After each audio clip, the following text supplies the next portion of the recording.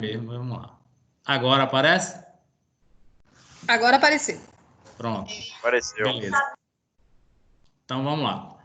Então, na forma da lei, o Congresso, né, deveria aprovar o Código de Defesa do Consumidor. Aí você vai ver aí que a previsão legal era 120 dias após a promulgação da Constituição. Ela foi promulgada em 5 de outubro de 88. Então, teríamos novembro, dezembro, janeiro e fevereiro. 5 de fevereiro, nós já deveríamos ter esse Código de Defesa do Consumidor promulgado. Porém, ele só vai ser promulgado em 90, já houve um atraso aí. Quando se cobrava, cadê o Código de Defesa do Consumidor? O legislador dizia, não, a Constituição prevê apenas a elaboração e não a votação, por isso que ele atrasou aqui, vai ser de 90, né? E aí, no terceiro parágrafo aqui, a gente traz quais são os direitos básicos do consumidor. Proteção à vida e saúde, isso é clássico, né? Informação adequada sobre produtos e serviços, que é o fornecedor tem que fazer isso para nós consumidores. Proteção em face da publicidade, para evitar a publicidade enganosa, né?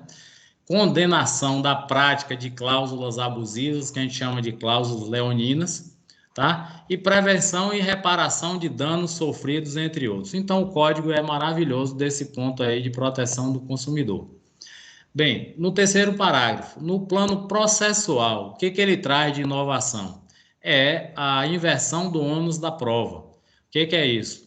Um dos princípios clássicos aí do direito é que o ônus da prova cabe a quem alega. Esse é um princípio básico aí até do direito penal.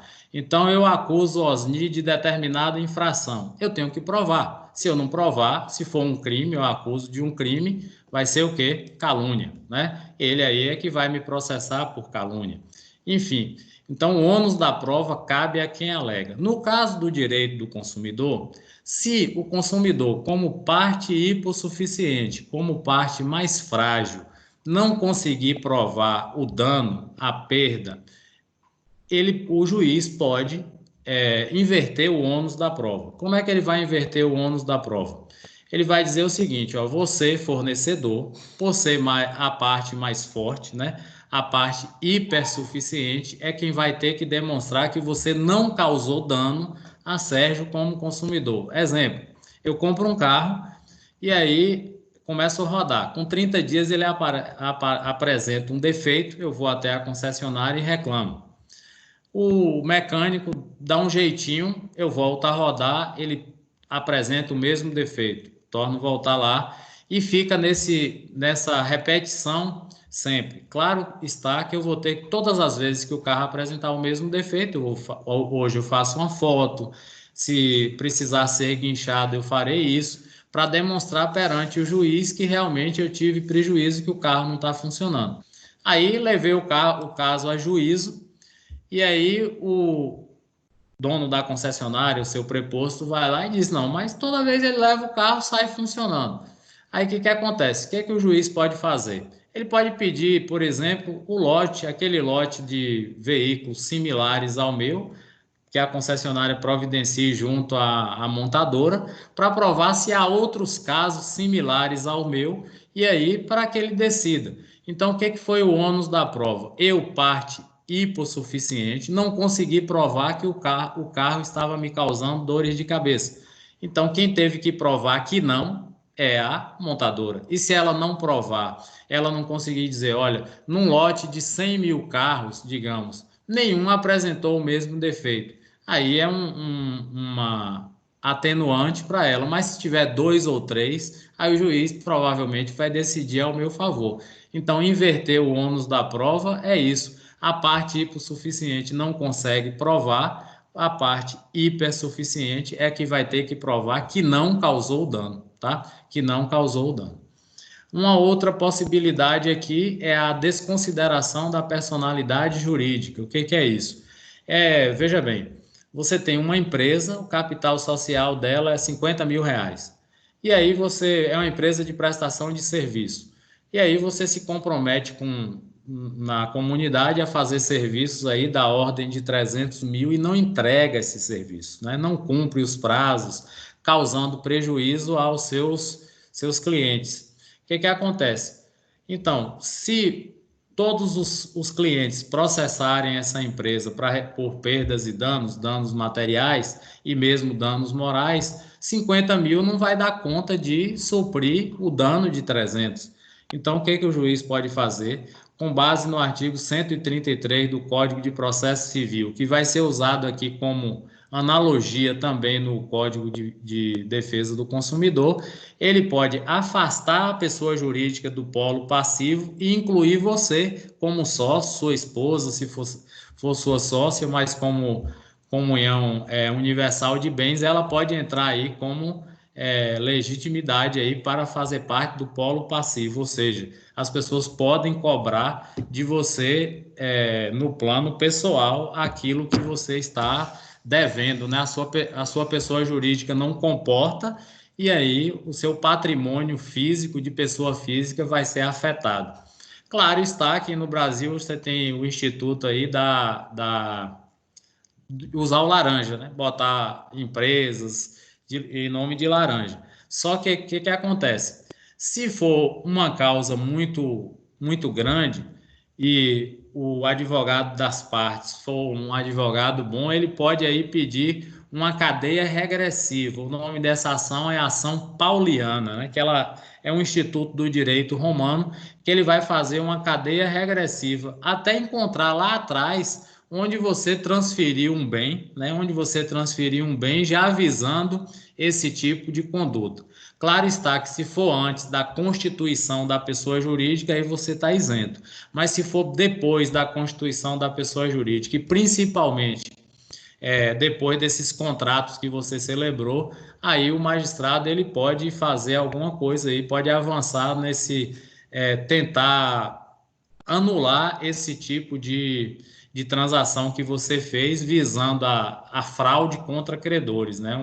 Você vai aprender isso lá em direito civil, né? Que é a chamada fraude contra credores. O magistrado pode pedir a cadeia regressiva das suas transações por entender que você já agiu de má fé desde lá de trás, tá? Mas como a gente está tratando aqui do Código de Defesa do Consumidor, é uma possibilidade, né, de você pedir a desconsideração da personalidade jurídica para afetar o patrimônio da pessoa física, tá? Tranquilo? Qualquer dúvida, vocês falam. Tranquilo. Beleza. Tranquilo. Oi, diga, Luciano. Eu tenho uma comparação. Rapaz, aconteceu um pouco parecido aí com você citou aí da concessionária de carro. Só que lá, no meu caso, foi um raio. Queimou a máquina, né? E aí, quando eu entrei em contato com a empresa, ela queria saber se tinha garantia ainda, tá? Tinha para comprar nova, né? Ela queria saber se quantas máquinas queimaram na região. Mesmo assim, onde caiu o raio, né? Tinha queimado 3. Ela mandou automaticamente, ela mandou a máquina, não tem problema nenhum. Exatamente. Eu estou comparando assim, para ver como é que funciona. A partir do momento 2, 3, igual você citou aí, realmente funciona. Exato. Porque se fosse só a sua, ela poderia alegar negligência, imperícia no manuseio da máquina, né, no uso. Então, eles têm sempre isso, né? Então, é bem importante você ter casos similares para arrolar até na hora do processo, que facilita, né? Facilita a resolução aí da demanda, tá? Sérgio, então, vamos lá. Mas viu, Sérgio? Diga. Quando ele chegou para falar para mim, ele já chegou abordando, olha, tem um para-raio na igreja em frente a você e o Banco do Brasil. O raio não foi. Você tem que provar que queimou mais máquina. Você acredita nisso? Isso. Não foi barato, não. Ele já vem preparado também. Não foi só de Mas você conseguiu resolver, né? Conseguiu resolver. Não, tranquilo. Foi tranquilo. Depois que também, viu? Mas é só exemplo. Valeu. Para lembrar, é isso mesmo. Funciona assim. Então, vamos lá. O Código de Defesa do Consumidor, ao tratar de práticas abusivas, ele traz um rol exemplificativo. A gente já mencionou isso aqui. O que é rol exemplificativo? Porque mesmo as condutas que não estão previstas no próprio Código de Defesa do Consumidor, de repente tem uma conduta nova de um fornecedor para com o consumidor, você pode ajuizar uma ação nesse tipo. Então, o que são condutas vedadas, né? Proibidas? A venda casada, mas a gente vê isso aí diretamente no banco. O que acontece? O cara te chama lá e fala assim, Sérgio, vou aumentar seu limite aqui de 5 para 10 mil, mas você vai ter que comprar aí um seguro contra incêndio em sua casa. Então, isso é venda casada, é proibido, mas geralmente o consumidor aceita, né? Envio de produto ou serviço sem autorização prévia. Isso acontece demais com cartão de crédito, com aqueles planos de TV a cabo, que eles chamam de degustação. Vou mandar para você aí 30 dias gratuito o Telecine e o HBO. Se você gostar do serviço, você faz a assinatura. Aí, no que ele falou isso, ele não lhe mencionou que se você não cancelar no 30º dia, automaticamente aquilo vai ser integrado ao seu plano, ao plano que você já tem. Então, é uma conduta abusiva que você pode também ajuizar uma ação nesse sentido. E existem muitas nesse sentido. Quando você vai em juizado de pequenas causas, é o que mais ocorre, né? Esse tipo de conduta aí. A venda casada e o fornecimento de serviços que você não pediu. O próprio cartão de crédito você não usa e aí vem cobrando a anuidade no ano seguinte. Ele lhe dá aí uma carência de um ano, no 13º mês ele vem lhe cobrando aí, mesmo sem você ter usado. Também tem muito caso desse tipo. Tudo isso são condutas vedadas, né?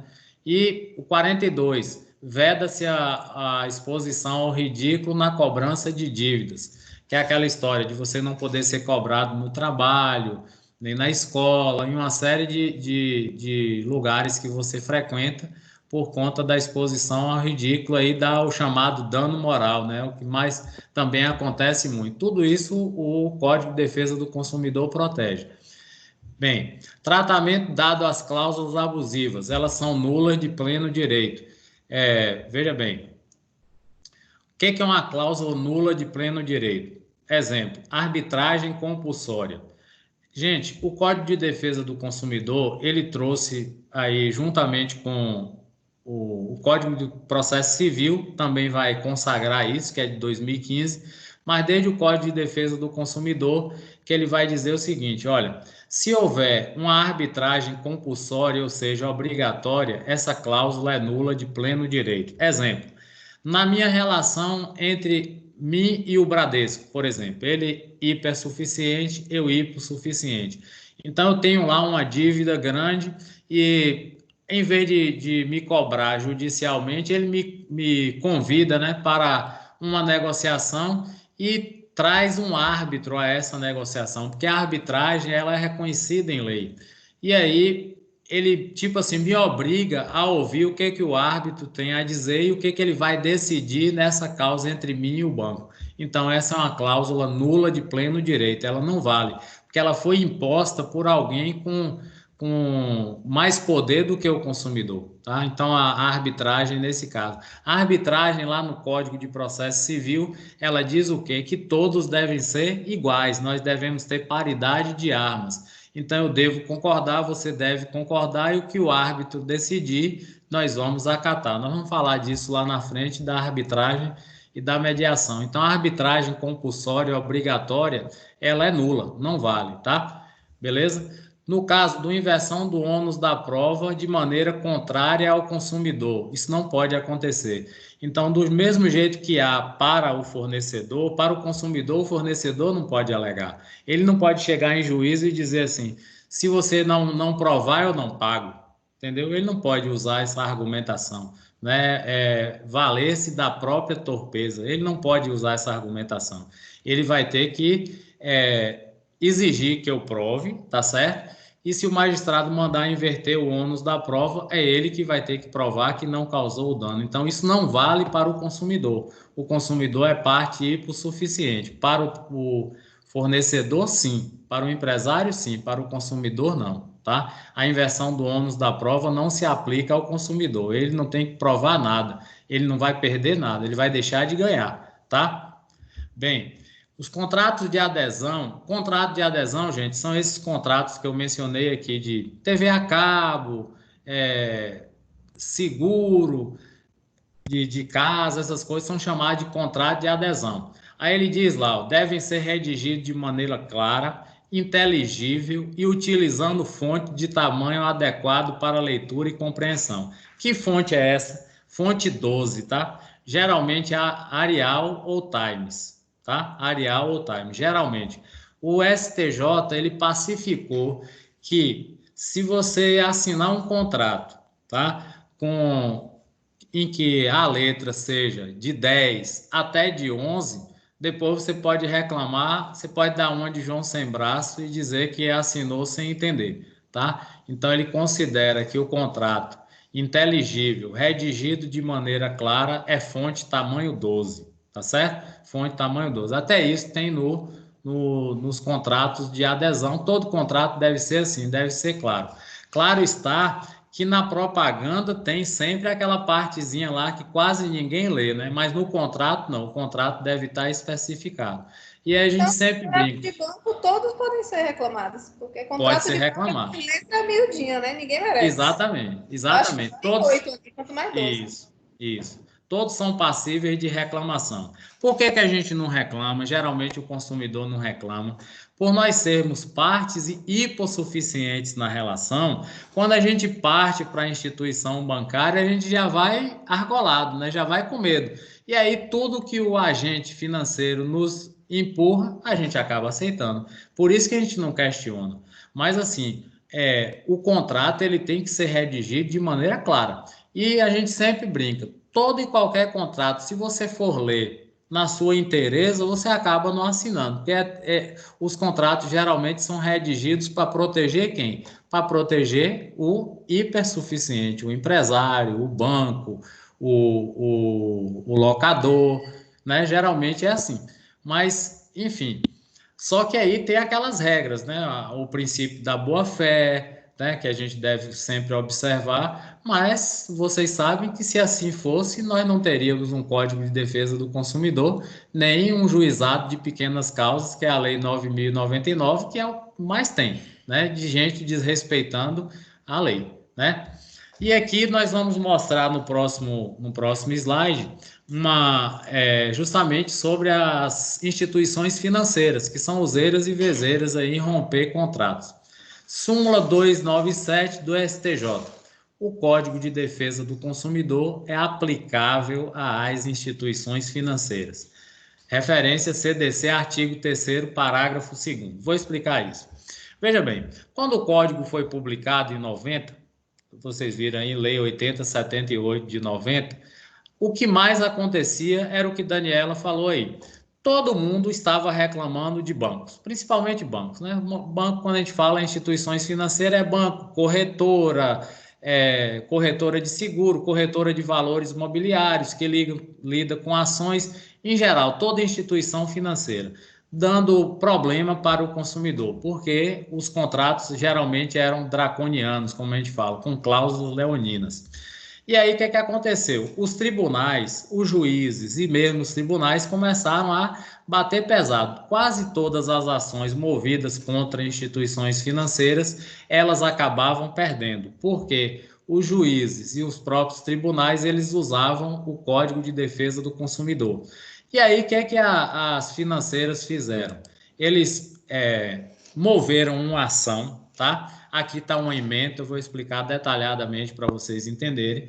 Moveram uma ação dizendo ser inconstitucional o Código de Defesa do Consumidor, porque ativos financeiros, transações financeiras não estariam abarcados no Código de Defesa do Consumidor.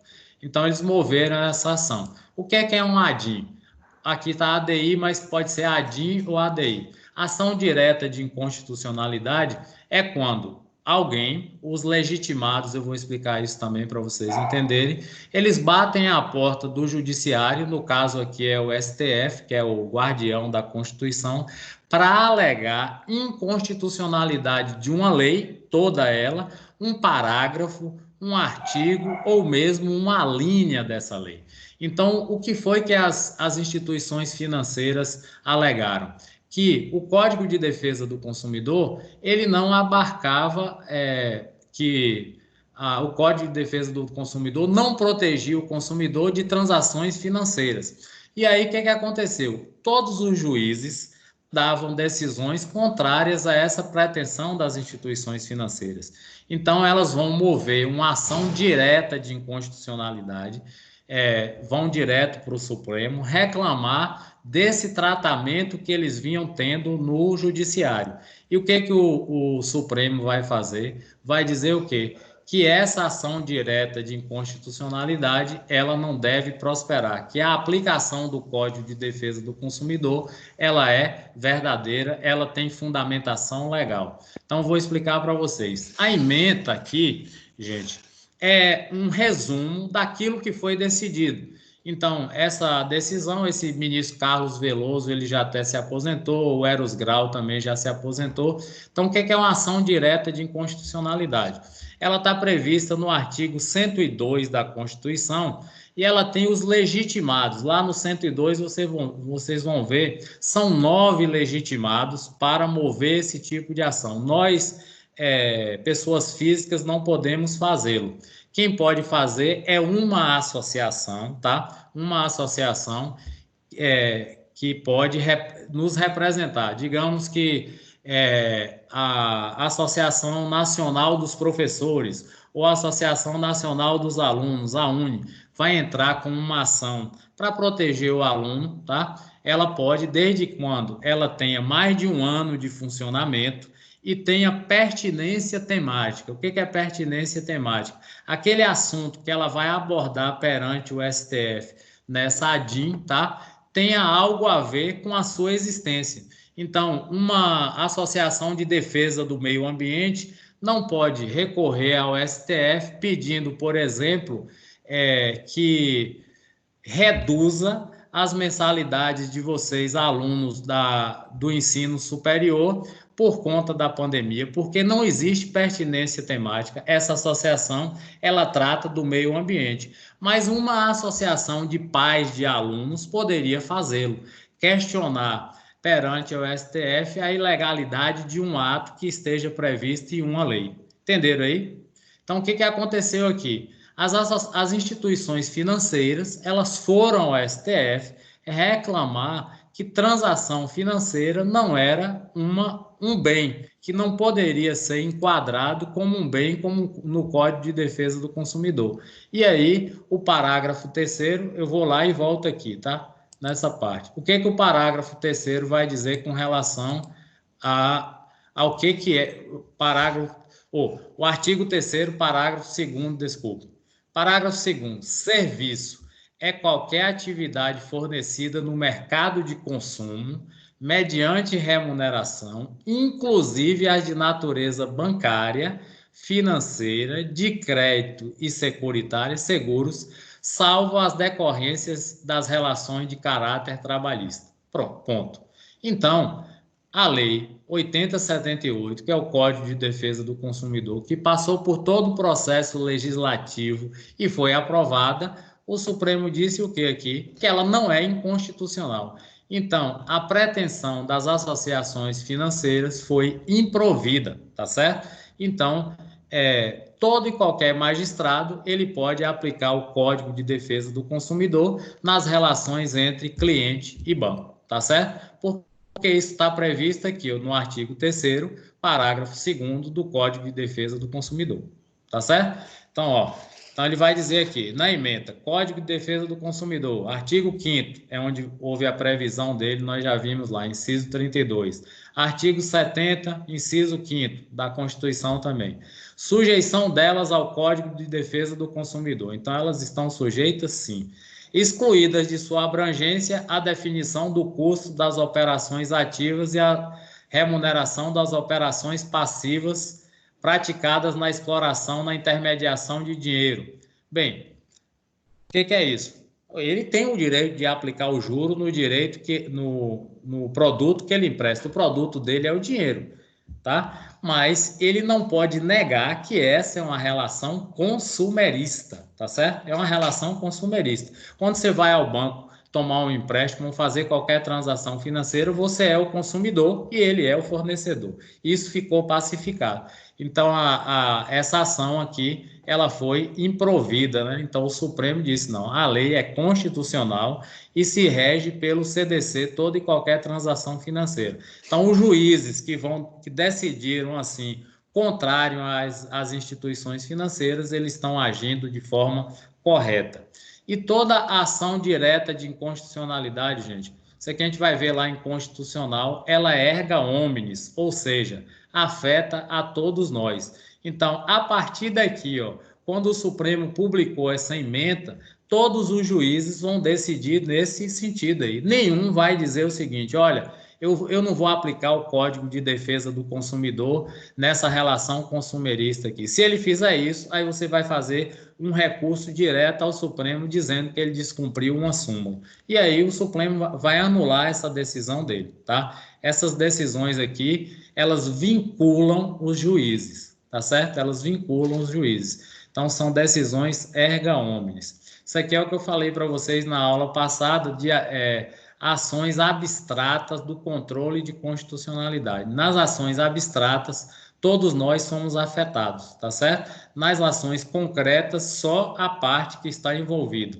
correto? Eu movo uma ação popular contra a Prefeitura de Brumado. Então, eu sou o polo ativo, a prefeitura é o polo passivo, o prefeito ou qualquer secretário, mas essa demanda só interessa a mim e a prefeitura. Não interessa a você nem a outro, salvo se alguém entrar comigo aqui como litisconsorte, né? Participar da mesma causa. Mas dando um exemplo solitário, vai ser entre mim e a prefeitura. Já nesse caso aqui, ó, essa ação, quando o STF liberou esse julgado aqui, isso vai afetar todo mundo. A partir daqui, toda e qualquer causa obriga, vincula o juiz a decidir com base nessa decisão aqui do Supremo. Entendido aí, gente? Qualquer dúvida pode perguntar. Isso aqui é uma coisa que afeta o dia a dia das pessoas, né? Então, o juiz, como a Daniela falou aí, geralmente você tem problemas sempre com o banco, né? O cara sempre tem problema com o banco. Ele não pode decidir contrário a essa resolução aqui do Supremo, a essa súmula, né, que ficou pacificada aqui. O Código de Defesa do Consumidor, ele se aplica, sim, às transações financeiras. O banco é o fornecedor, você é o cliente do serviço, tá? Então, essa é a dicção legal aqui do artigo 3º. E o que é um produto para o Código de Defesa do Consumidor? É qualquer bem móvel ou imóvel, material ou imaterial. Olha que interessante. Então, você contrata aí um cantor para cantar na sua festa.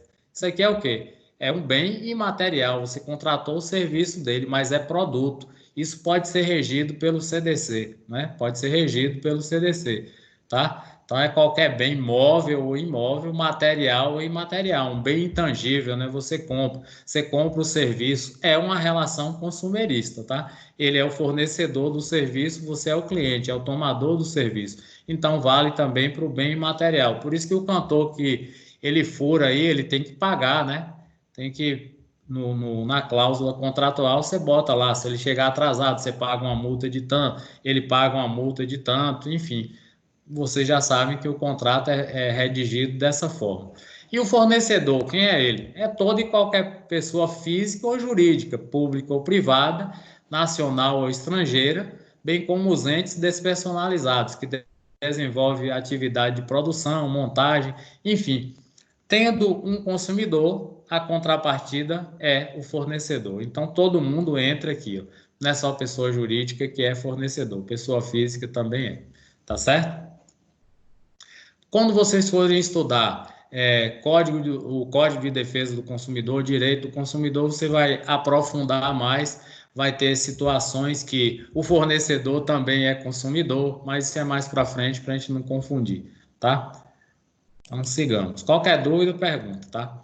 Então, vamos lá. Aqui agora nós vamos mostrar também uma outra ementa, que é a súmula 297, né, que eu falei lá atrás, do STJ, que é Superior Tribunal de Justiça, que é a inversão do ônus da prova. recurso da CEF improvido. O que aconteceu aqui? A Caixa Econômica Federal, simplesmente chamada de Caixa, provavelmente ela arguiu da mesma forma que eu mencionei naquela ementa lá, ó. Tá vendo? Sendo certo que bancos, como prestador de serviço, estão submetidos às disposições do CDC, que traz em seu bojo. Então, aqui, artigo 6º, caracterizou quem é consumidor, quem é produto, quem é fornecedor. E aí o famoso parágrafo 3º, né?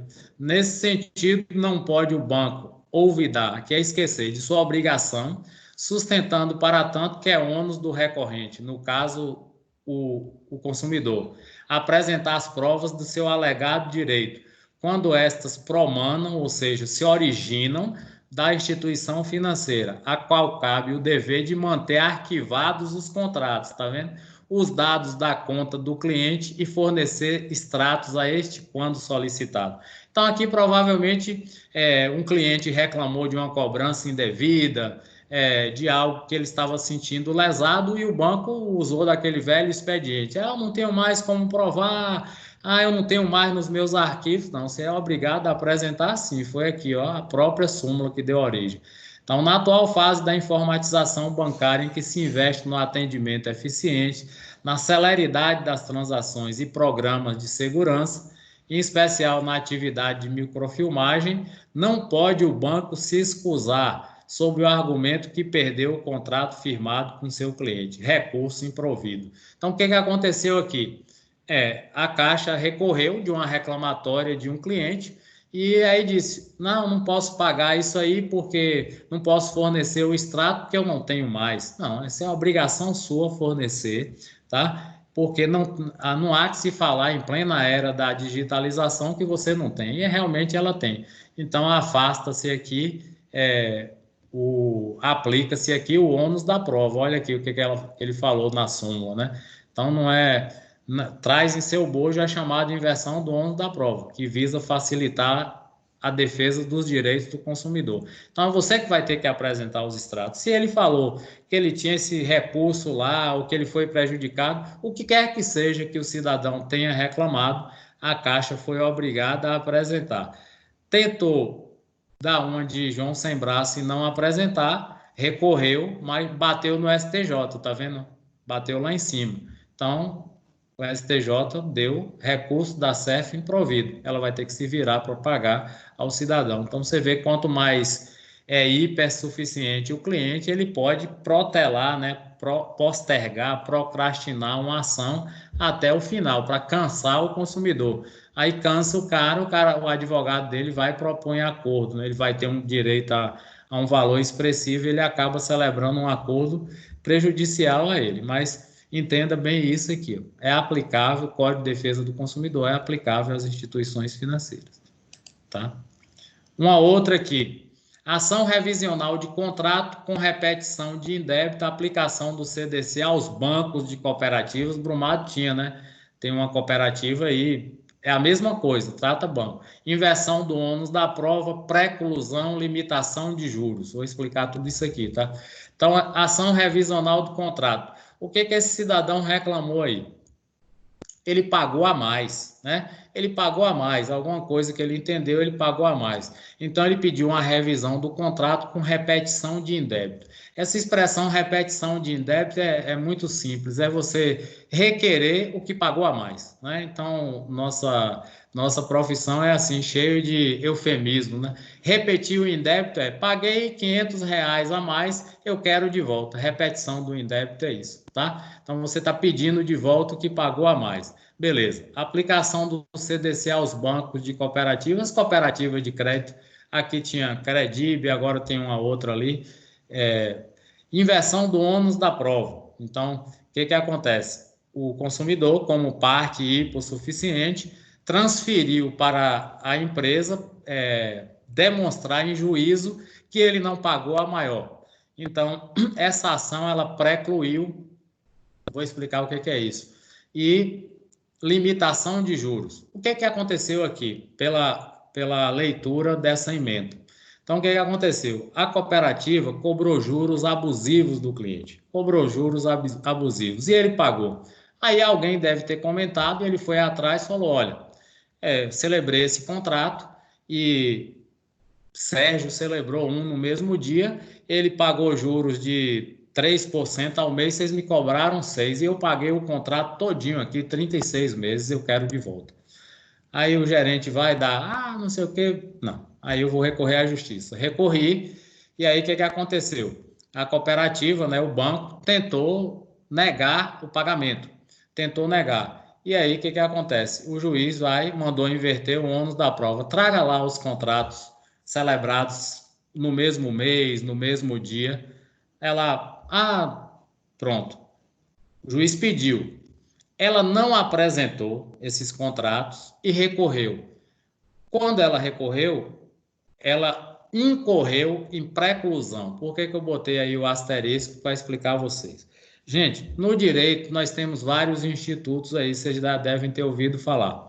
Você tem preclusão, você tem prescrição, você tem decadência, são vários institutos aí no direito, tá? Vocês vão aprender tudo isso lá no direito civil. O que é preclusão?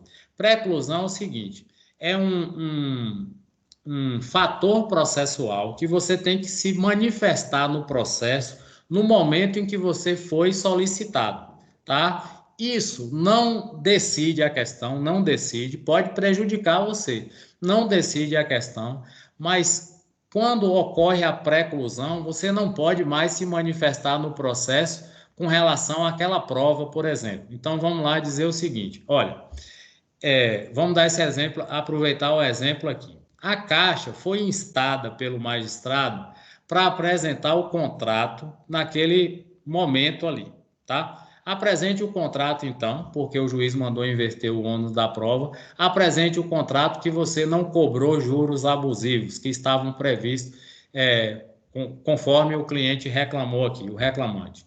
Bem, o advogado da Caixa deu uma vacilada, não apresentou. Passado 30 dias, a audiência foi remarcada, né? Você tem ali aquela audiência ali de conciliação, não houve a conciliação, o juiz remarcou para daqui a 30 dias.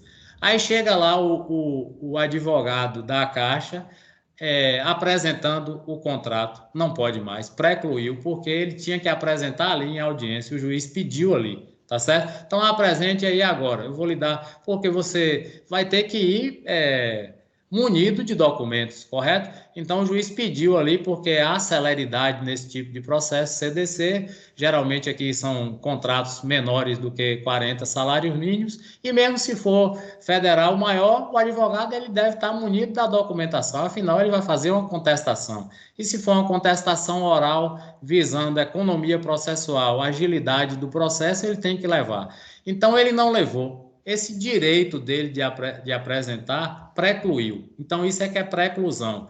A preclusão, ela está aqui prevista no 209, tá? No 278 e no 507 do Código de Processo Civil, que são usados no direito aqui como analogia. Você não tem no Código de Defesa do Consumidor, pode não ter em outro código aí empresarial, você vai no Código de Processo Civil, que é o famoso CPC, né? Esse que está aqui, pequenininho, e aí você vai lá e busca isso. Tem 3 tipos de preclusão, só vou mencionar aqui, mas vocês vão aprender tudo isso lá em Código de Processo Civil. A preclusão temporal, que é essa que ocorreu aqui, ele não apresentou atempadamente, no momento em que foi solicitado pelo juiz, né? A preclusão consumativa, um ato processual já foi consumado e ele não apresentou, tá certo? E o outro tipo de preclusão é a preclusão contraditória, né? Já tem uma movimentação processual que ele disse algo e ele apresenta um documento agora que é contraditório. Aí o juiz vai desconsiderar esse segundo documento, arguindo que precluiu o direito dele de apresentar. Digamos que ele apresentou um documento inconclusivo, ele quer trazer agora ao processo um documento mais bem elaborado, ele já perdeu. No momento de apresentar, ele apresentou aquele lá, né? Então, precluiu o direito dele de apresentar esse novo documento. Então, quando acontece isso, como eu falei, prejudica ele no processo? Prejudica, mas não deslinda a questão. Vai que esse documento não é tão importante, mas aí o magistrado vai ver, né? Numa relação, por exemplo, de pensão, de alimentos, qualquer coisa, uma das partes não apresenta o documento correto no momento oportuno, ele acaba sendo prejudicado. Então, tem esses institutos aí, essa parte processual é bem delicada.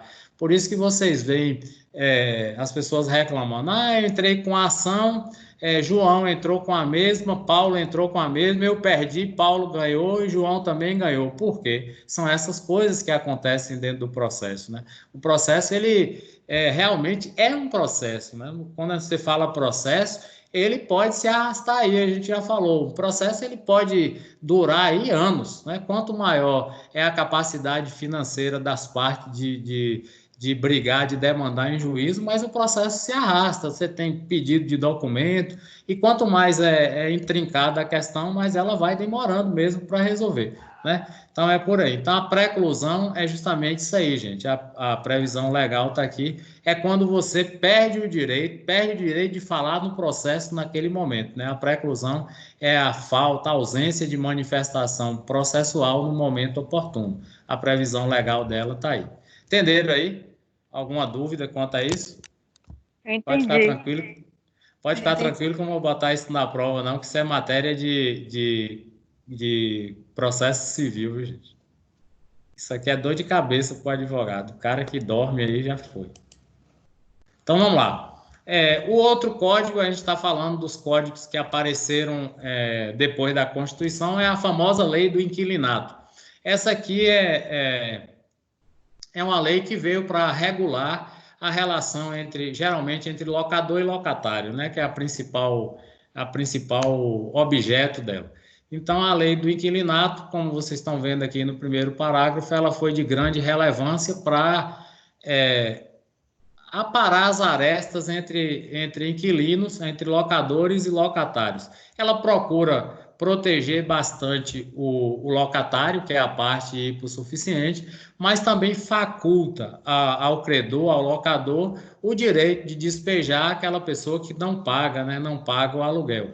Então, outrora, era muito comum você dizer o seguinte, olha, similarmente ao que ocorre na pensão de alimentos, todo mundo pensava assim, olha, você só pode pedir uma ação de despejo contra alguém se ele atrasar o aluguel por 3 meses. Não existe na lei essa previsão aí, tá? Você pode até com um mês pedir a resolução contratual. Claro que quase ninguém faz isso com um mês, geralmente dá um tempo para a pessoa, verifica, mas tudo isso está previsto na lei do inquilinato, que atrasou, você pode já mover uma ação de cobrança, né? Em juízo, está aqui, tá?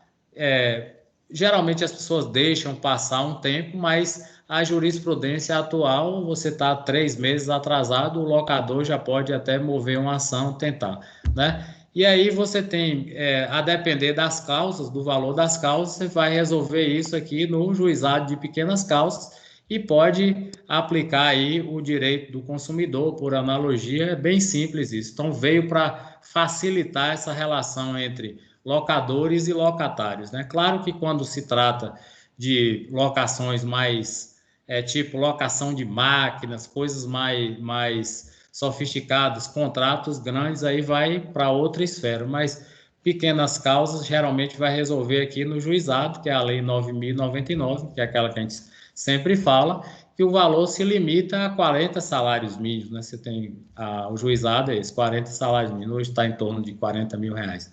Então, o direito dos inquilinos, a preferência na aquisição do imóvel, em caso de venda, isso geralmente ninguém respeita, porque se chegar alguém para pagar mais caro, geralmente o locador vai vender, né?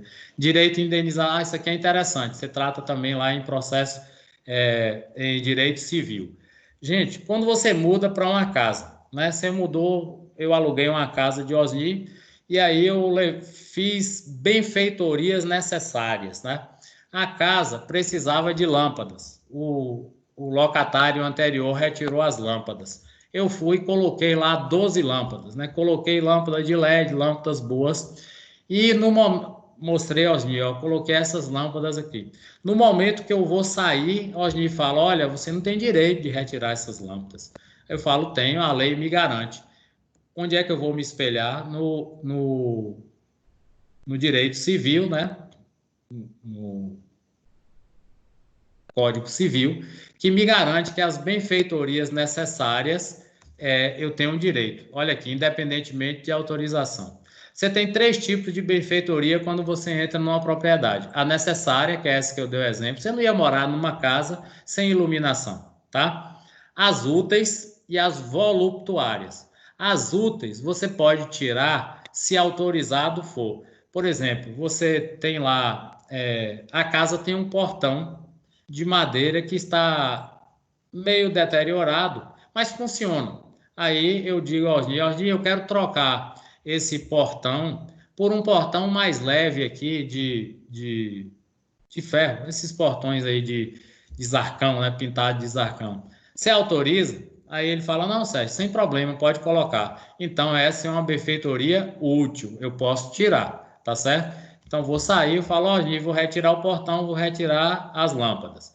Mas, se eu quiser colocar, por exemplo, Osni tem uma janela que está em perfeito estado, está tranquilo. Eu vou dizer a ele o seguinte, eu quero trocar essa janela aqui que não combina com o meu mobiliário, eu quero colocar uma janela de madeira mais sofisticada. Aí é uma benfeitoria voluptuária, né, que vem de volúpia mesmo, de luxo. Essa aí, mesmo que ele me autorize, eu não tenho o direito de levá-la. Por que eu não tenho o direito de levar? Porque eu danifiquei eu mudei a arquitetura do imóvel dele para colocar essa janela, tá certo? Salvo se ele me autorizar, aí tudo bem, mas se ele disser não, eu não autorizo você fazer, você vai mexer aí e tal, agora você faz. Agora você deixa para mim, que é aquela história que o cara fala assim, não comunica ao proprietário, faz uma benfeitoria e no momento que sair quer levar. Aí não pode. Salvo se ele destruir, né? Tem aquele pessoal que é espírito de porco, ele vai, quebra as coisas e deixa lá. A gente vê muito isso, né? Mas são esses 3 tipos de benfeitoria. Lembra bem, a necessária você tem direito independentemente de autorização. As úteis só se o locador autorizar. E as voluptuárias nem assim. Aí, como no direito civil impera muito a autonomia da vontade, se ele concordar, ou a gente concordar, eu tiro. E aí eu conserto a janela, a gente entra em acordo, volta à arquitetura original. Mas nas benfeitorias é assim, você vê muita querela aí, muita questão judicial por conta disso, entre locadores e locatários, né?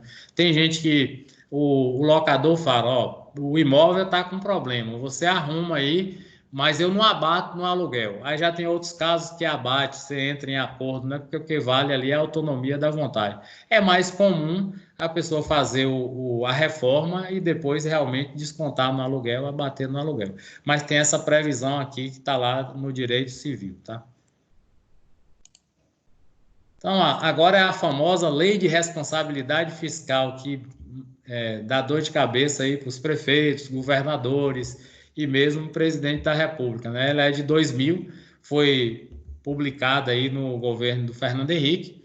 Então, a lei de responsabilidade fiscal, acho que todo mundo já ouviu falar. O gestor, o ente federado, o ente federativo, ele só pode gastar aquilo que ele arrecada, tá certo? Então, se ele infringir a lei, ele pode incorrer no chamado crime de responsabilidade, aquilo que derrubou a Dilma lá, né? A ação, o processo de impeachment, ele girou, o objeto foi realmente o crime de responsabilidade por violar o artigo 167 da Constituição. Claro está que o impeachment ele tem componentes políticos, houve bastante, tanto no do Collor quanto no da Dilma, tem sempre o componente político. Teve no de Temer, que se livrou de 2 denúncias, né? Enfim, mas observando do ponto de vista legal, a violação da lei de responsabilidade fiscal faz com que o gestor incorra em crime, tá certo? Ele pode ser enquadrado em crime em ato de improbidade. Lembra bem, viu, gente? Já falei isso aqui. Não existe crime de improbidade, existe ato de improbidade tipificado como crime. Então, onde é que você vai encontrar isso? Na lei de improbidade, você vai pegar lá o artigo 9, 10, 11, 12, salvo engano, que está lá tipificado as condutas criminosas, que aí você pode responsabilizar o gestor, mesmo após ele ter saído do poder. né? O prefeito, ele praticou lá o ato de improbidade, mesmo fora, ele pode ser alcançado pela lei, né? E é uma lei com penas duras, ele pode perder o direito a se candidatar, né? Tem aquela questão de perda dos direitos políticos por 8 anos, a responsabilização penal e também a afetação do patrimônio. Então, a síntese da lei de responsabilidade fiscal é justamente essa. Você tem que preservar a situação fiscal de estados, União e município, do DF, obviamente, de acordo com o balanço anual. Bem, todo município, todo estado, o Distrito Federal e a União, ele tem uma lei orçamentária, né? Então, aqui em Brumado, o prefeito não pode gastar mais do que está previsto na lei orçamentária.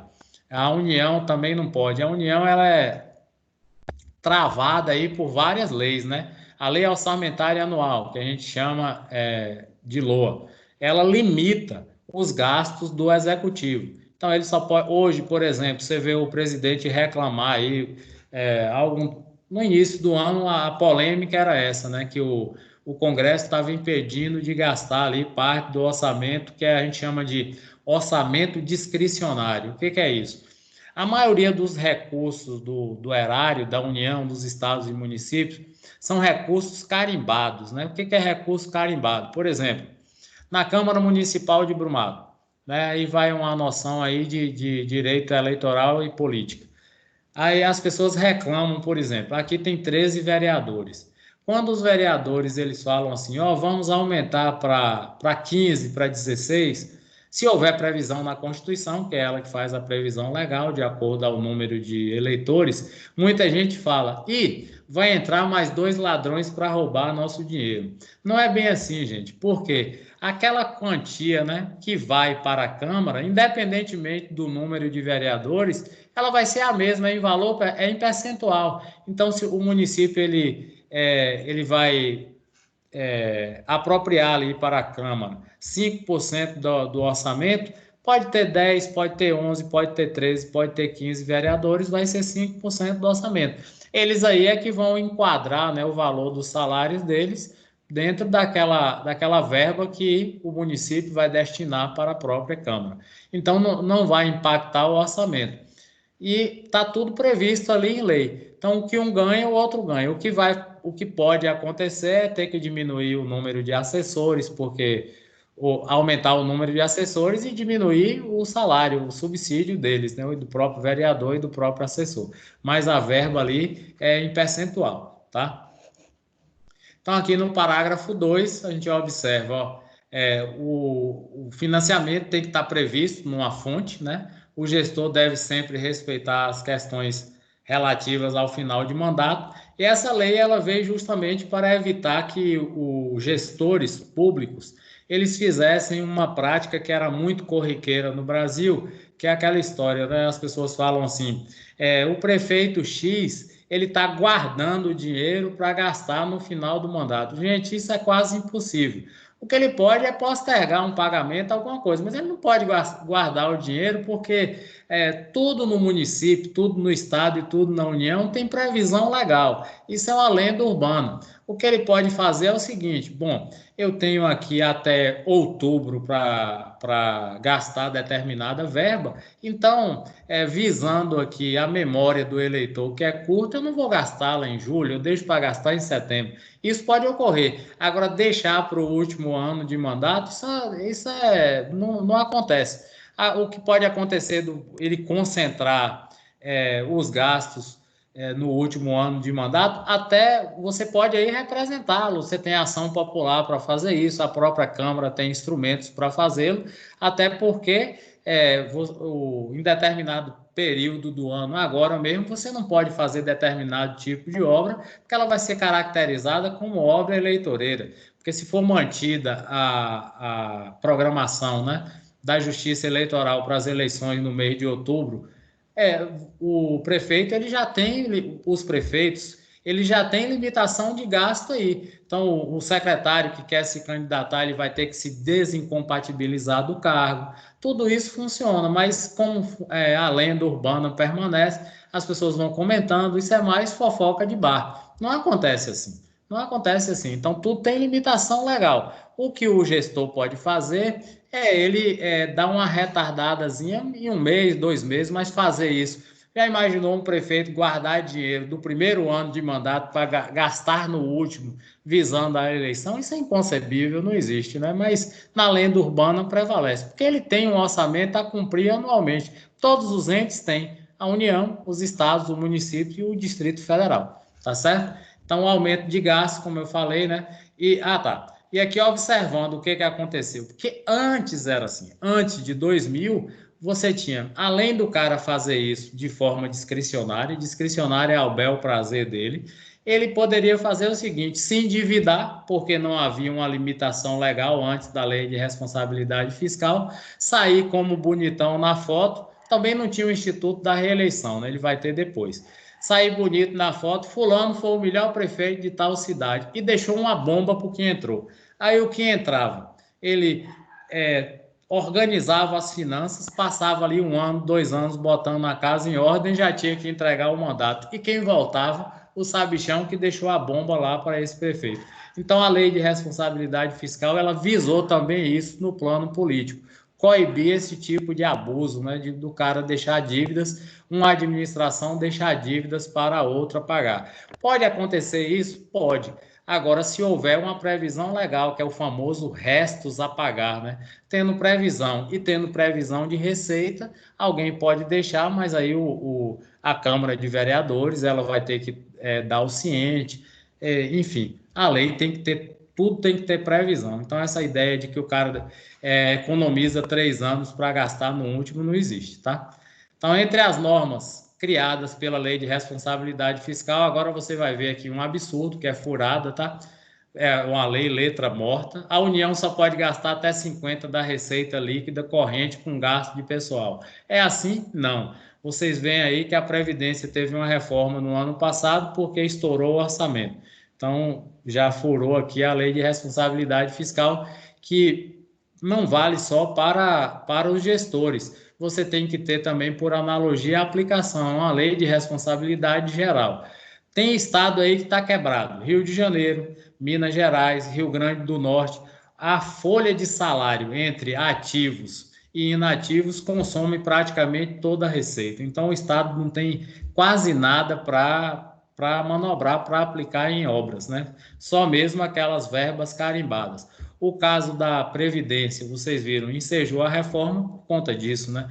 Há um conflito geracional, as pessoas estão vivendo mais tempo, por esse viés a reforma foi correta, mas teve alguns privilégios que foram mantidos e, por exemplo, militares, eles tiveram melhorias, não mexeu em salário de deputado, de juízes, de procuradores, e geralmente são essas pessoas que impactam mais ainda a folha salarial da Previdência. Enfim, a parte mais prejudicada foi a hipossuficiente, que é o pessoal que trabalha na iniciativa privada.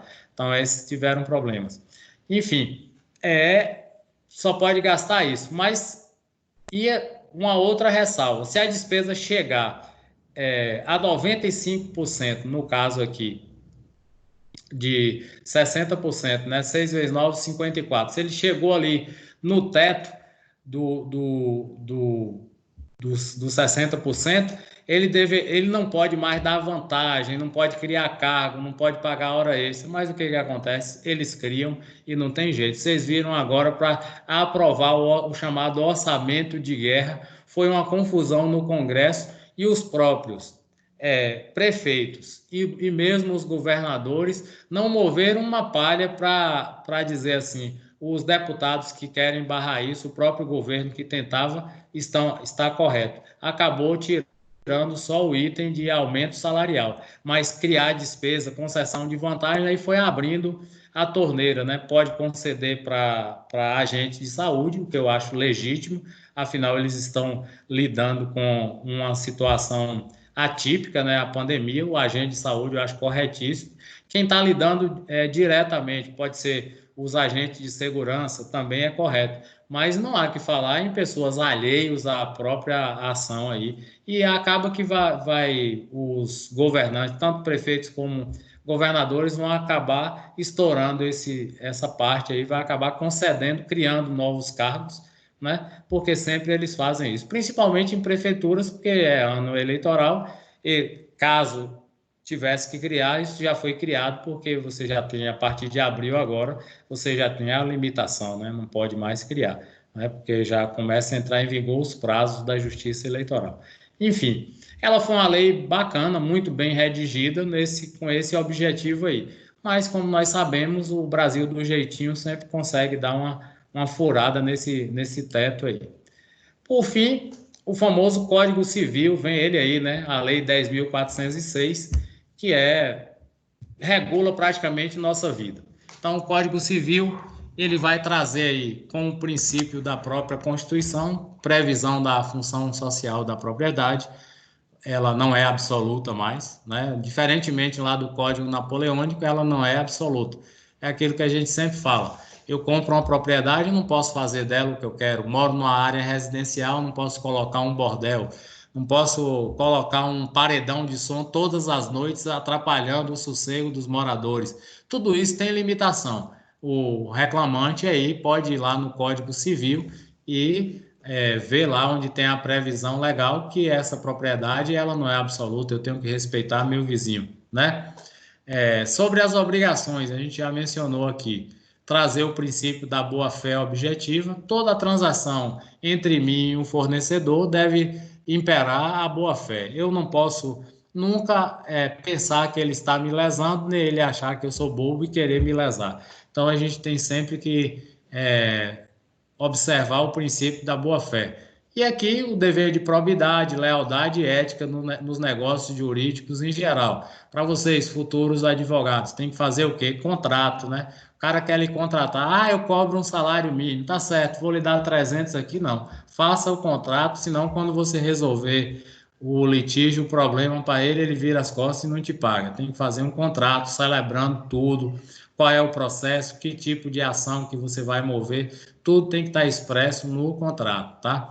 É a ética nos negócios jurídicos. Direito de família e sucessões. Isso aqui a gente já falou lá da Constituição. Acabou a distinção entre filho legítimo e ilegítimo. Todos são filhos, né? Conforme artigo 227, parágrafo 6º da Constituição. A partir daqui você trata do direito de família. Tem na Constituição, tem no Código Civil. Aí o último parágrafo aqui. Os filhos havidos ou não da relação do casamento ou por adoção terão os mesmos direitos e qualificações. Então, você pegou um bebê para criar, ele é seu filho legítimo, não tem mais aquela distinção de filho bastardo, não tem designação discriminatória referente à filiação. Então, são inovações que o Código Civil trouxe, né? Em função social da propriedade, sobre as obrigações, o direito de família, e ele é bem recente, é de 2002, né? Está vigendo ainda. E ele vai trazer alguns aspectos interessantes que a gente já falou antes e vamos falar aqui agora, que é aplicar muito os precedentes, né? E aqui a chamada lei da falência ou lei da concordata. O que é isso? Antigamente nós usávamos essa expressão concordata. Ela é de 2005, tá, gente? Concordata. Hoje esse termo ele já está caduco, né? A gente usa recuperação judicial. O que era concordata? Sua empresa quebrou, né? Não tem condição de honrar os pagamentos aos fornecedores, quem você deve. Então você ia ao judiciário e pedir aí 2 anos de suspensão desses pagamentos para que você se recuperasse e voltasse a operar e pagar essa dívida. Então, o juiz ia examinar, tranquilo, pode fazer isso. Ao cabo de 2 anos, se você não conseguisse pagar, aí você entrava em falência. Aí tem aquela história da massa falida, que tipo de credor paga primeiro. Então, lembra bem que em qualquer situação falimentar, o primeiro a ser pago, gente, é a fazenda, tá? O Estado não perdoa nada. Então, o primeiro a ser pago é a fazenda. O que é a fazenda? Os impostos que você deve, tá certo? Então, a gente tem uma série de credores, né? Depois tem trabalhista e vai descendo, né? Tem um rol de credores. Por último, a gente vai pagar o que a gente chama de credores quirografários. É um nome, parece um palavrão, mas são aqueles que menos afetados, né? Os pequenos lá de trás que você paga. Mas o primeiro é que você vai pagar é a fazenda. Aí você vai lembrar daquela máxima lá do Benjamin Franklin, aquele cara que está na efígie da nota de $100 e que é o inventor do... Oi, diga. Mas tem os fornecedores, Sérgio. Hã? Mas tem os fornecedores que quem está com a dívida tem 2 anos para pagar, e se tiver uma inflação alta, não tem juros, não tem nada. Aí acaba pagando. Isso. Ainda tem isso ainda, né? Só quem perde é quem forneceu. Isso aí. Agora a fazenda bota a mão logo de cara, não tem jeito, né? Mas tem que pagar todo mundo. O primeiro é a inspetoria da fazenda. O primeiro é ela. A fazenda, primeiro. Exatamente. Então, como eu ia falando, né, o Benjamin Franklin, que é o cara que ele está lá na efígie da nota de $100, também é o inventor do para-raios, ele é um americano, ele falava, né, só 2 coisas são inevitáveis na vida, a morte e os impostos. Então, a empresa morreu, mas o imposto ficou, né? Não tem jeito, você vai ter que pagar a fazenda primeiro. Aí você fala, não tem jeito de correr porque o juiz vai nomear um gestor, né, da massa falida. E na hora que começar a vender os bens, vai extrair lá o dinheiro dos impostos e depois vai tirando os credores, né, até chegar no último lá. Então, se a empresa tiver muitos bens, perfeito, vai acabar pagando todo mundo um pouquinho, né? Mas se não tiver, quem está lá embaixo acaba perdendo. Então, nessa nova sistemática de recuperação judicial, o próprio credor possui papel ativo, porque ele vai ter que opinar. Você confia nesse processo de recuperação judicial dessa empresa? Bom, se o cara confiar, sim, tem grandes empresas aí em estado de recuperação judicial que está realmente recuperando. A própria JBS, que foi lá, denunciou o Temer, né? O cara, uma das empresas dela pediu recuperação judicial e conseguiu sair, né? Está conseguindo sair. Várias empresas conseguem. Parte das empresas da Odebrecht, que é um grupo grande, estão pedindo recuperação judicial e conseguem, né? Então, nessa lógica, a elaboração de um verdadeiro plano de preservação da empresa e dos empregos, evitando-se danos aos stakeholders. Isso aqui é uma expressão inglesa que significa todo mundo que tem relação com a empresa, seja o governo, o credor, o consumidor em geral e a própria sociedade. Então, stakeholder é as pessoas que têm alguma relação com essa empresa. Então, uma Odebrecht, por exemplo, se ela funciona em São Paulo, então ela tem acordo aí, ela tem que prestar conta ao governo de São Paulo, ao governo federal, à prefeitura, aos credores, aos acionistas, aos empregados. Esses são os stakeholders. Os shareholders são os acionistas, né? Uma expressão inglesa lá. Shareholders são os acionistas, que significa holder, segurar, manter, share é ação, né? Quem é o acionista. Então, isso é já expresso em lei. Quando ela entra em processo de recuperação judicial, o juiz vai ouvir todo mundo, ver se há viabilidade, porque se não houver, ele vai falar, vai ficar perdendo tempo com isso, vamos decretar logo a falência. Mas se tiver chance, ela tiver mercado, como eu citei o exemplo da JBS, tem mercado, né? O mercado de carne processada, ele é muito grande, então ela tem chance e ela vai realmente conseguir sair da dificuldade. Odebrecht tem empresa de todo lado aí, pronto, tem chance de recuperar? Tem. Então, vamos conceder aqui a recuperação judicial, vamos entrar em acordo, os credores, empregados, todo mundo, o próprio fisco, o que vai ser feito, e aí vamos decretar aqui o processo de recuperação judicial. Quais são as garantias? A empresa deve ser bem transparente, né? Apresenta as contas ao credor, Ministério Público, né? Ao administrador judicial, que é o gestor da massa falida, né? E apresentar um relatório mensal das atividades, o que está entrando, o que está saindo. E aí, no último parágrafo, a gente fala, se o plano for rejeitado, é falência, né? Liquida os ativos, né? Extingue a sociedade com o intuito de pagar as dívidas existentes, observando a ordem legal de preferência. Então, vai entrar naquilo que a gente falou. Primeiro, a fazenda pega logo dela, depois vai descendo aí. Então, todo mundo vai ter que amealhar um pouquinho aí, né? Mas a fazenda recebe logo dela, não tem jeito. Tem para onde correr, tá? E aí vem falar do CPC novamente, que é o Código de Processo Civil. Então, ele o mais interessante aqui é a compatibilização do Código de Processo Civil com a própria Constituição. O que tem isso de interessante? Porque você vai ter sempre que observar a Constituição. É a chamada constitucionalização do direito. Então, aquilo que a gente fala lá de penal, aplica-se aqui também. Ó, contraditório, a ampla defesa, celeridade processual. Então, quando a gente fala celeridade processual, geralmente o leigo, o senso comum vai dizer assim, gente, a justiça é muito lenta. Tranquilo, há um consenso aí que realmente é lenta. Inclusive, na Bahia, o Tribunal de Justiça, ele é tido e havido como um dos mais lentos, né? Na época que o Joaquim Barbosa era ministro do Supremo ainda, ele era o presidente do CNJ, porque o presidente do CNJ, pessoal, é o mesmo presidente do Supremo, né? Eles acumulam os dois cargos. Então, quem é o presidente do CNJ hoje? É Luiz Antônio Dias Toffoli. O CNJ é uma instituição meramente administrativa, tá?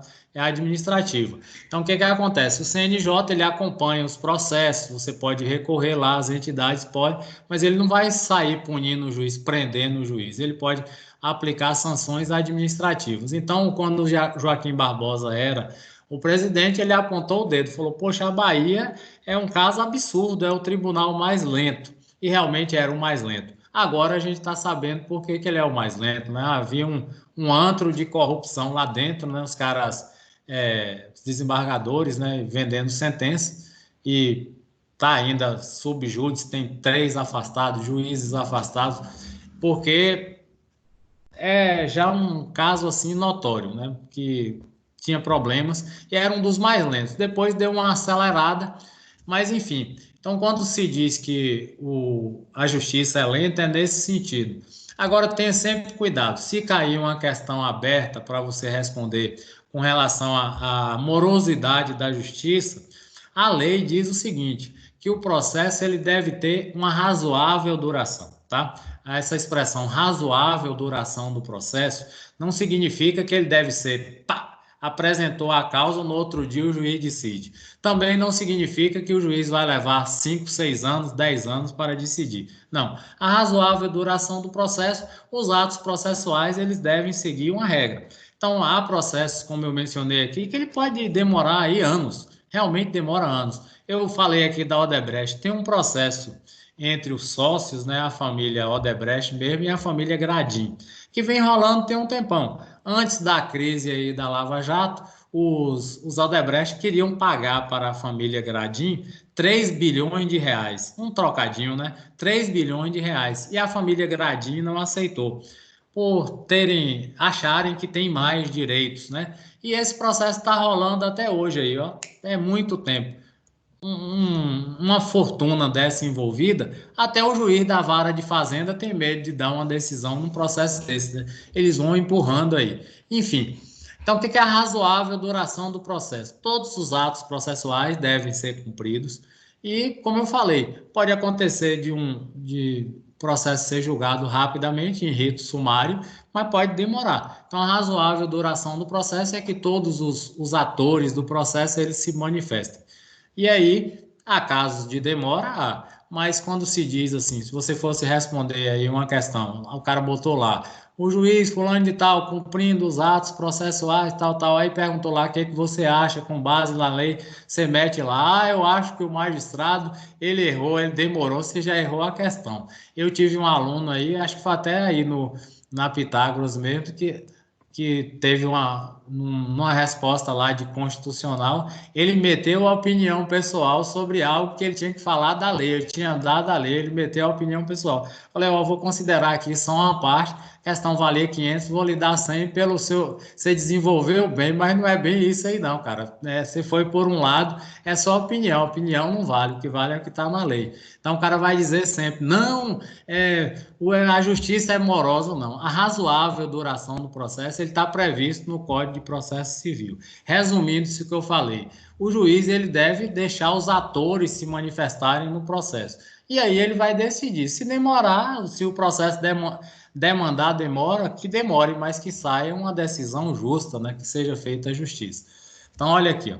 Artigo 1º logo, ele deve ser ordenado, disciplinado e interpretado conforme valores e normas fundamentais estabelecidos na Constituição, observando-se as disposições desse Código. Então, ele vai ter que trabalhar o quê? Irmanado com a própria Constituição. Ele não pode violar a Constituição. Isso é que a gente chama de constitucionalização do direito, neoconstitucionalismo, neoprocessualismo. Eles vão caminhar juntos, né?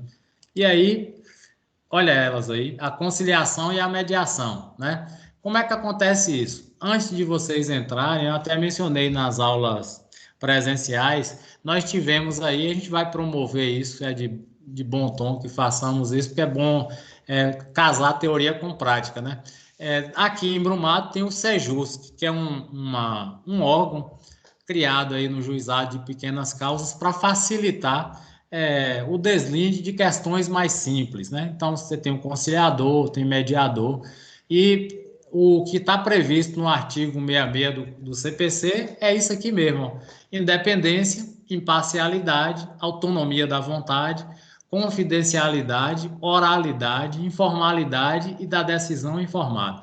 Então, o que é isso aqui? Você tem uma cobrança, vamos dizer assim, uma determinada pessoa, e aí, poxa, se o cara tá atrasado lá, vai no Sejus, que as meninas lá te instruem como é que você deve fazer. Ela fala, não, comunique a ele lá que a gente tá chamando. Ah, eu não quero fazer porque vai ser chato, então me dê o endereço dele aí, o telefone. Eles mesmo ligam, ao fulano de tal, esteve aqui, Sérgio, e disse que queria que você desse um pulinho aqui, não é nada não, você não vai ser preso, não vai ser nada, é só para a gente conversar, para ver se a gente tem uma solução. Pronto, senta os dois e o conciliador, pronto, pode fazer um acordo ali. O que acontece? Faz o acordo, o oficial reduz a termo, né, que a gente fala atermar, reduz a termo, o juiz homologa, acabou ali, não precisou nem você entrar na justiça, isso é o Sejusc. Então, elas deram exemplos lá bem interessantes, falando que até questão de casal, que estava querendo se separar, as moças chamavam, né, tem Rovani que trabalha lá, chamava e dizia assim, vem cá, peraí, não tem chance não, vai para aquilo, aí um queria engrossar, não, calma, antes do senhor falar, me ouça e tal, acabava resolvendo.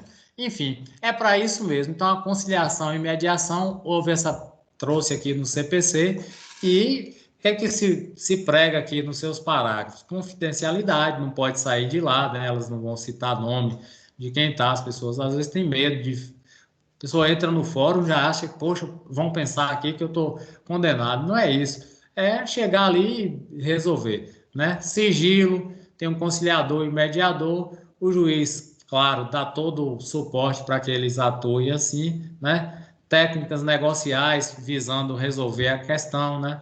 A autocomposição é isso, você resolver com a parte contrária, né?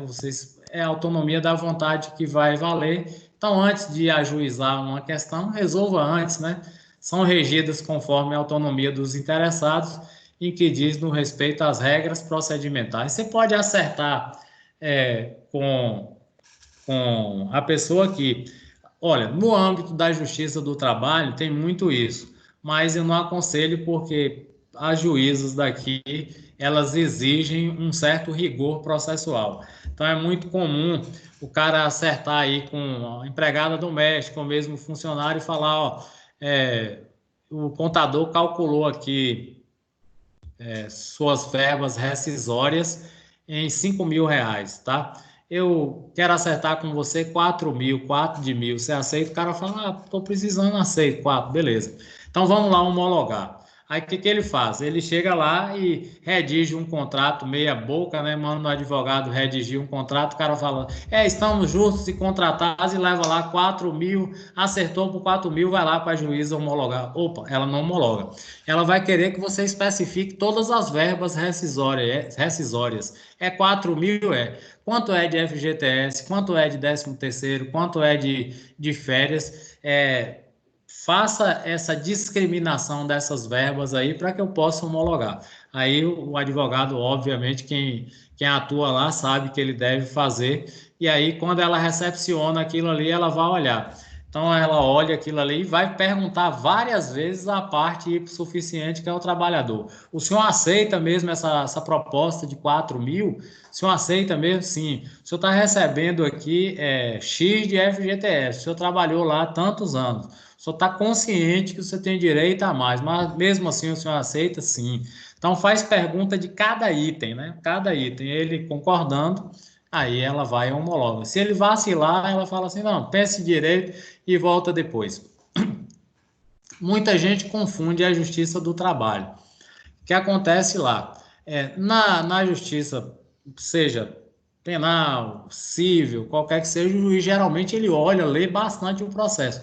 Na justiça do trabalho, às vezes ele pega lá na hora, tá? O cara olha assim, ele pega lá na hora. Então ele vai olhar ali, porque até o rito lá é mais rápido. Ele pega na hora, às vezes ele não tá vendo. Então ele olha logo o pedido ali, né? Ele olha lá o caput do pedido, aí ele vai ver assim, pô, ele olha a fundamentação jurídica e vai no pedido. O cara fundamentou bem, aí o pedido ele pediu muito, ele olha logo, ele fala, peraí, isso aqui, tal, tal, aí que ele vai começar a arguir a testemunha, ou vai arguir o cara se não tiver testemunha, enfim, funciona dessa forma. Mas lá, mesmo com esse rito sumário aqui na Justiça do Trabalho, o juiz ele quer tudo explicadinho, porque é um direito indisponível, né? Nós já comentamos aqui, você não pode, por liberalidade, falar assim, patrão, assine minha carteira, eu não quero nem FGTS, nem INSS. Você não tem o direito de fazer isso. Não tem, porque é um direito indisponível. Se ele está assinando, está seguindo as regras da CLT, salvo se ele está usando aí algum dispositivo outro, mas não existe essa previsão de não colocar lá, depositar seus 8% de FGTS, nem o INSS. São direitos indisponíveis. Para evitar que a parte hipossuficiente, precisando do emprego, abra mão de um direito que é dele, né? Um direito e uma garantia. Tá? Pronto. Aqui, na última parte, a chamada valorização da jurisprudência, né? Que a gente vem falando aí com frequência. Então, o nosso direito, ele é positivado, claro, a gente está falando aqui do Código de Processo Civil, ele tem uma lei, a gente tem uma lei aqui, Código de Processo Civil, mas a jurisprudência ela tem sempre sido valorizada. Nós demos exemplos aqui da ementa lá do STF, depois do STJ, que você tem aí a aplicação do precedente, né? Então, o magistrado ou mesmo o desembargador, ele vai olhar o precedente em algumas situações. Então, essa lei está ficando meio que caduca, embora o CPC seja de 2015, mas, por exemplo, o Código Civil de 2002 tem uma inovação jurisprudencial aí que um juiz aplicou, o que vai acontecer? O tribunal ele fala, poxa, tem fundamento o que esse cara fez, olha como tá bonita aqui essa decisão dele, eu vou referendar isso aqui, vou confirmar essa sentença dele. E aí outros juízes vão e fazem, começa a chegar nesse tribunal várias sentenças parecidas, então o que ele vai fazer? Ó, editar uma súmula, né? Uma súmula é um procedimento que, a partir daquele momento que ela foi editada, os juízes não podem mais fugir dela. Se eles fugirem, o que acontece? Os advogados vão recorrer ao STF, ao STJ ou mesmo a um tribunal, alegando violação de direito, e o tribunal vai fazer o quê? Reformar essa decisão judicial. Então, é o precedente, né? Tem um juiz aí chamado Gerivaldo Neiva, nós também iríamos levá-lo aí, o cara é fantástico, quem puder aí, dá um Google, Gerivaldo Neiva, ele tem umas decisões bacanas, vou dar um exemplo para vocês. Teve isso eu soube lá na faculdade de Direito, depois ele numa palestra ele confirmou. O que acontece? Um cidadão reclamou de barulho numa sexta-feira, né? Não sei se é Conceição do Coité, que ele é juiz, acho que é Conceição do Coité. É uma cidadezinha pequena. O cidadão reclamou de barulho numa sexta-feira, que a turma fazia festa, a zorra toda, e aí entraram com ação para acabar com a festa. E aí ele tem, em algumas decisões dele, ele usa linguagem poética. Aí ele para deslindar a questão, ele botou assim, o que seria desse cidadão se ele não tivesse a possibilidade de se divertir numa sexta-feira, indeferir o pedido, né? A pessoa que reclamou, e ele fez numa linguagem assim poética, bem bonita, e acabou indeferindo o pedido de acabar. Ele, claro que ele arguiu as partes lá e viu que não era tanto assim, alguém estava extrapolando lá no direito ao silêncio, ele acabou deixando, não deixa o cara fazer a festa dele, então ele dá decisões bem assim. Uma das decisões dele foi, ele foi um dos inovadores, tinha a ré era grávida, né? A ré era grávida. E aí, na fundamentação dele, ele optou por deixá-la em regime aberto, mesmo o crime dela tendo sido grave, porque ele disse que ele não tinha o direito de prender duas pessoas, quer dizer, a mulher e o filho que viria. Enfim, ele é bem assim, ele tem umas decisões bem heterodoxas, vamos dizer assim. Bota o nome dele, Gerivaldo Neiva, que vocês vão ver lá as decisões dele, é bem interessante. Então, a questão da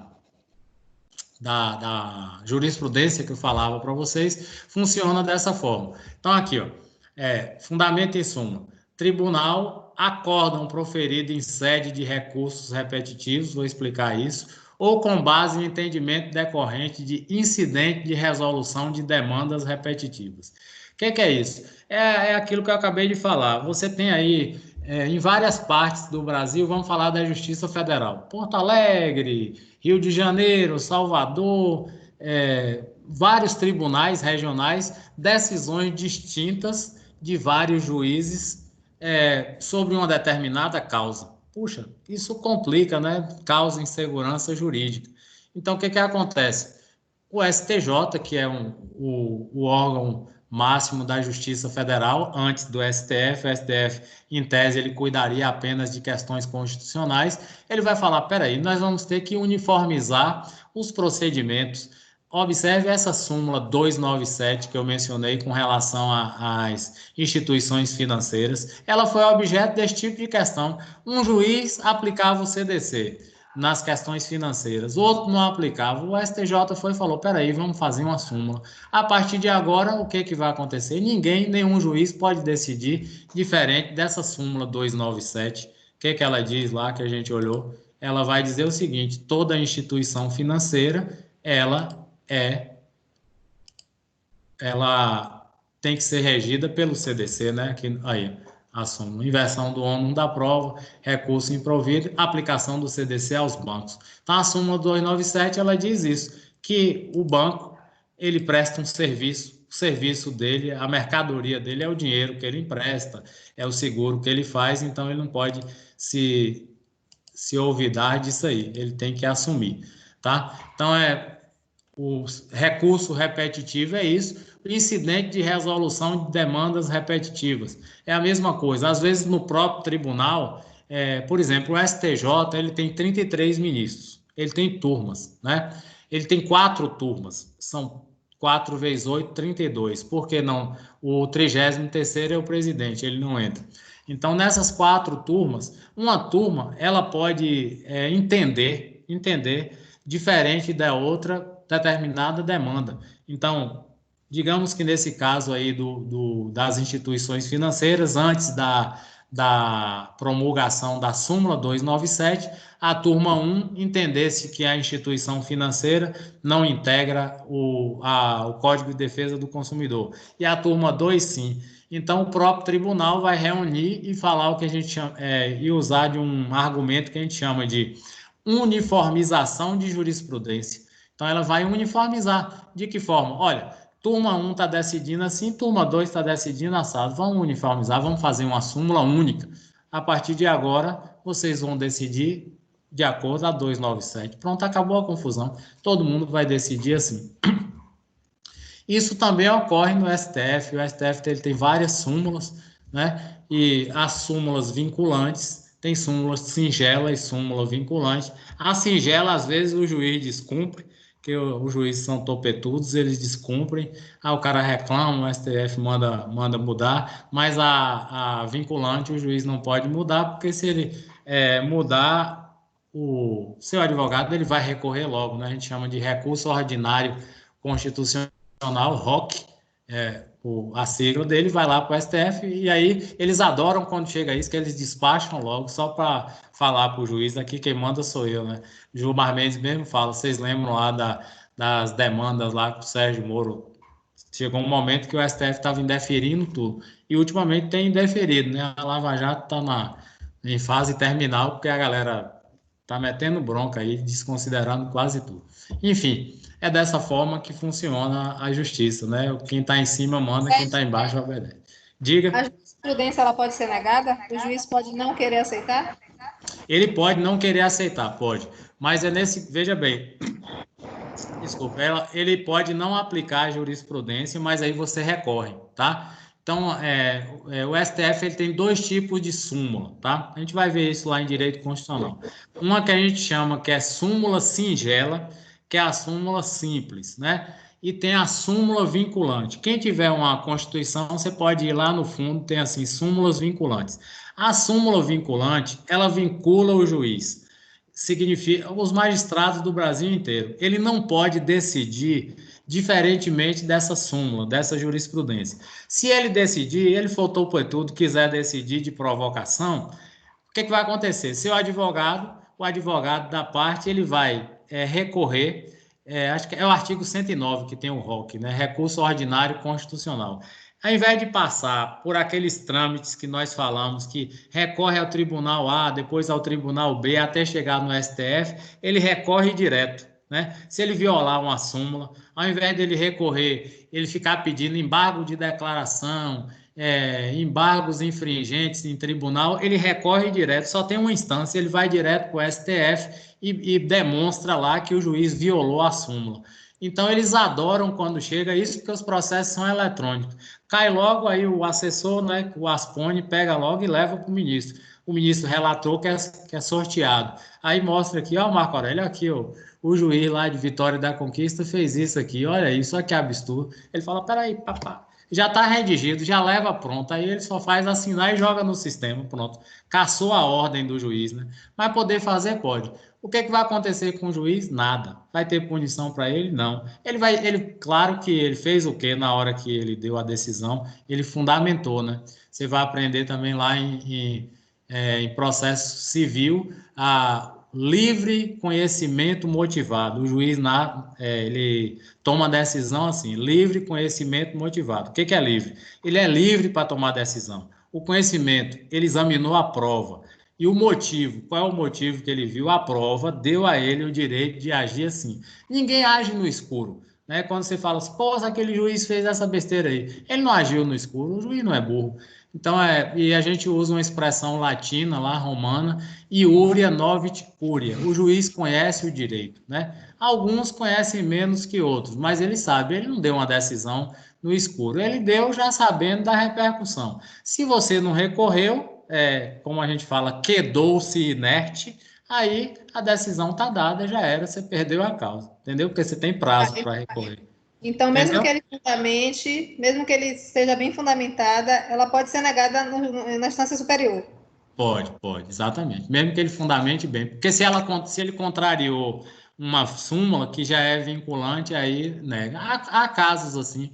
Por exemplo, na Lava Jato, teve algumas nulidades processuais com relação à oitiva de testemunha e oitiva da defesa. Oitiva é ouvir, né?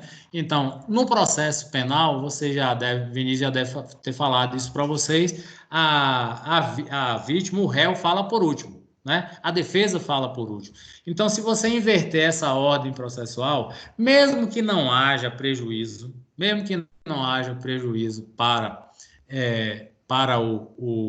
a parte, isso é passível de nulidade. Pode voltar o processo para o que a gente chama também em latim lá, status quo ante. Volta para trás. Ele vai voltar. Entendeu? Aí todas aquelas decisões processuais são anuladas, elas vão ficar ali. Por exemplo, se a defesa falou depois, entende-se que se a defesa falou primeiro, entende-se que a defesa teve prejuízo, tá certo? A parte, o juiz, ele tem que provar que a defesa não teve prejuízo, que também é uma expressão extraída lá do direito francês, que é pas griffe sans de nullité. Significa você só recorre caso você prove o prejuízo, mas no caso do direito penal é uma regra, a defesa fala por último. né? E aí, voltando à sua pergunta, se o juiz decidir contrária a essa súmula, não vai dar nada para ele não vai ter punição, nada. Ele entendeu assim. Ele pode até dar a famosa lei de João sem braço, não entendi, decidi, mas ele sabe. Então, ó, magistrado, tem súmula assim, não vou decidir. Se a parte quer dar inerte, beleza, ele perdeu a causa, né? Mas ele vai e recorre. Recorrendo, aí o Supremo vai cassar a decisão dele, vai reformar. Conforme súmula vinculante, tal, vai fundamentar também, e a decisão dele vai cair por terra, né? O cara vai se livrar, né? É quando, por exemplo, um juiz aqui conquista, tem acho que 3 juízes federais. Aí você, cidadão, move uma ação popular, por exemplo, contra Rodrigo Maia, presidente da Câmara. Pô, você tem direito de fazer isso? Tem. Você achou aí que Rodrigo Maia foi ímprobo, né? Como assim? Rodrigo Maia colocou em votação lá um projeto que prejudicou a maioria da população ou retardou um projeto lá de lei que não liberou recursos para o combate à pandemia. Beleza. Aí você entrou com ação popular pedindo a destituição dele. Claro, você fundamentou. Uma das previsões da ação popular é a ação de improbidade, né? O ato de improbidade de um gestor, ele lá como presidente da Câmara. Há um juiz desse ali, doutor Fábio Roque, doutor João Batista, falou assim, vou dar essas horas, vou sair no Jornal Nacional hoje. Pá! Aí pediu a destituição de Rodrigo Maia, apresentou, torna o ato dele nulo, essa ação popular, deu no Jornal Nacional, tal. Beleza.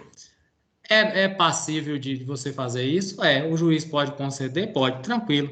Mas o que ele vai fazer? Poxa, ele está lá no perto do poder, ele vai recorrer logo, né? Vai pedir a anulação dessa sentença onde? Lá no próprio STF ou no STJ, ele está em Brasília, o cara caça a decisão liminar do juiz aqui. O juiz vai ter aquela notoriedade, saiu no Jornal Nacional, saiu e tudo, mas a decisão dele não valeu de nada, né?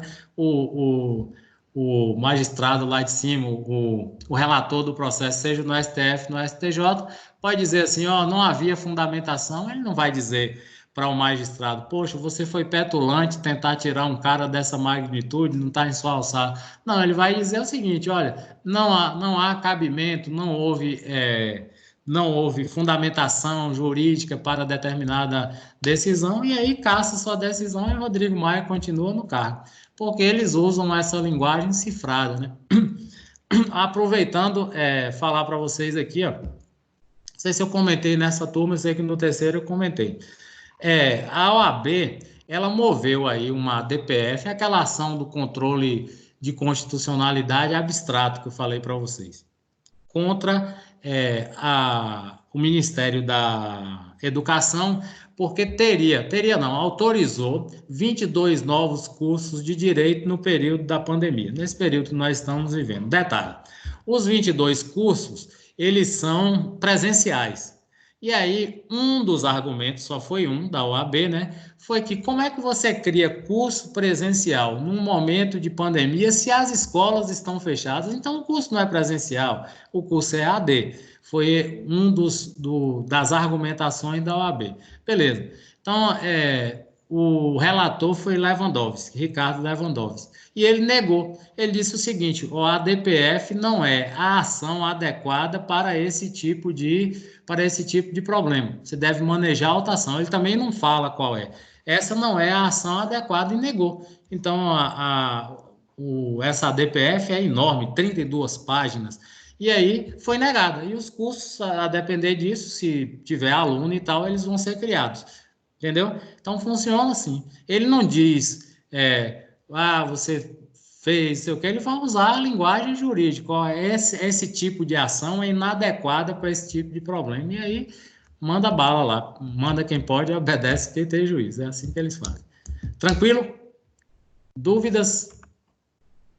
Tranquilo. Tranquilo. Beleza, gente? Na próxima quarta nós temos nossa avaliação. Eu vou fazer como fiz na passada, vou enviar antes. E no dia 17, Daniela, que às vezes atua aí como porta-voz, se tiver quórum, a gente faz a aula de Direito Global, tá? E aí é quando a gente se despede do semestre, esperando que estejamos juntos presencialmente lá em julho ou agosto, quando as aulas retornarem. Tranquilo? E favorável? Tranquilo. Tranquilo, professor. Tá. Um abraço para vocês, uma boa noite por me suportarem aqui esse tempo todo. Né? Beleza? Tranquilo, Professor Sérgio. Sérgio, boa noite, professor. Um abraço. Muito Boa aula. noite, amigo. Um abraço para você também. Tchau. Tchau, Boa Luciano. noite, Tchau, tchau. colegas. Boa noite, colegas. Boa noite, Boa crianças. noite, galera.